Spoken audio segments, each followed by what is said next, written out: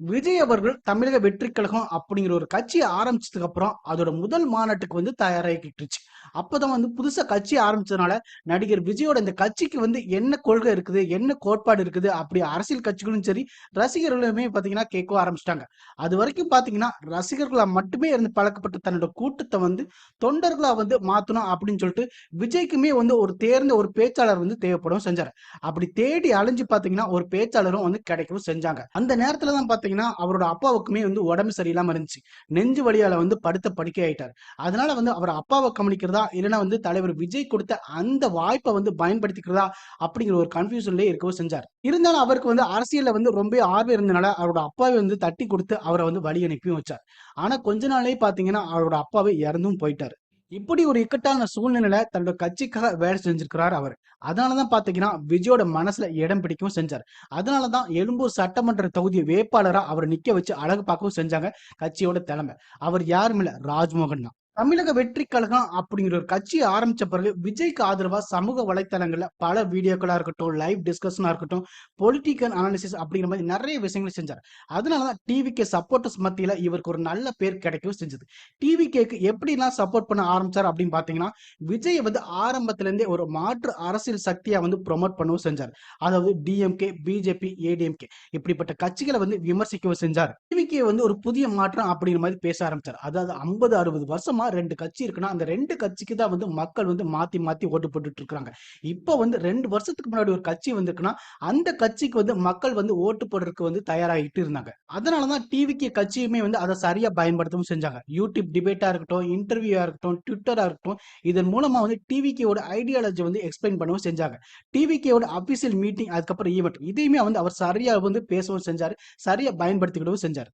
இவர் 2008 2009 வருஷத்துல விஜய் தொலைக்காட்சியில ஒரு புதுவிதமான நிகழ்ச்சி ஒளிபரப்பாயிட்டு இருந்துச்சு.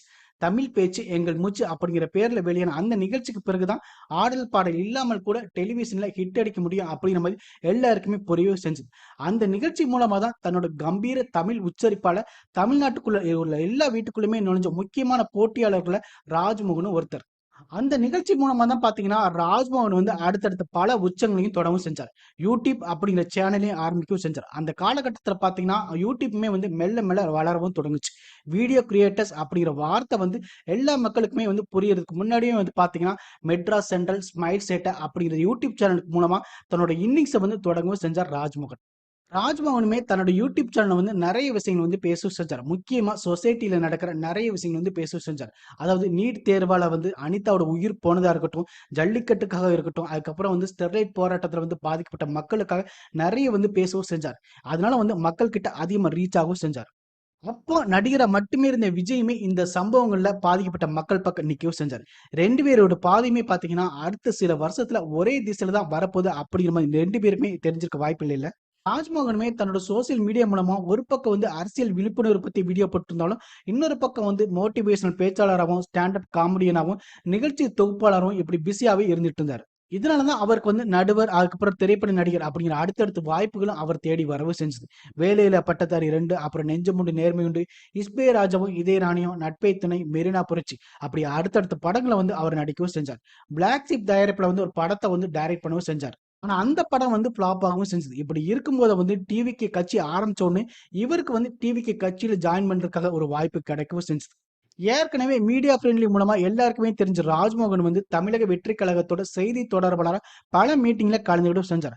அந்த மீட்டிங்ல தான் விஜயோட அரசியல் விஜயத்தை கேள்வி கேட்டவங்களையும் கேலி செஞ்சவங்களையும் தைரியமா எதிர்த்து பேசவும் செஞ்சார். இவரோட இந்த பேச்சு திறனாலதான் கட்சியோட கொள்கை பரப்பு செயலர் அப்படிங்கிற பதவியும் அவருக்கு கிடைக்கவும் செஞ்சது. அதுல அவர் காட்டிய தீவிரம் தான் அடுத்த 7 மாசத்திலே, அதாவது செப்டம்பர் 2025 துணை பொதுச்சாளர் அப்படிங்கிற பதவியும், சோசியல் மீடியா பொறுப்பாளர் அப்படிங்கிற பதவியும் அவருக்கு கிடைக்கவும் செஞ்சது. அதனாலதான் விஜய் அவர்களுமே பாத்தீங்கன்னா எழும்பூர் தொகுதி ராஜ்மோகனுக்கு கொடுக்கவும் செஞ்சாங்க. திமுக கோட்டையா பார்க்கப்பட்ட எழும்பூர்ல அவர் ஜெயிக்கவும் செஞ்சார். ஜெயிச்சதோடு மட்டும் இல்லாம இப்ப அமைச்சராகவும் அவர் பொறுப்பேற்றவும் செஞ்சிருக்கிறார். அரசியல சாதிக்க பேக்ரவுண்டோட டேலண்ட் தான் முக்கியம் அப்படிங்கிற மாதிரி ப்ரூவ் பண்ணவும் செஞ்சிருக்காரு ராஜ்மோகன். இப்போ தேவைக்கான ஒரு தவிர்க்க முடியாத முகமா தான் இப்ப இருக்கிறார் ராஜ்மோகன்.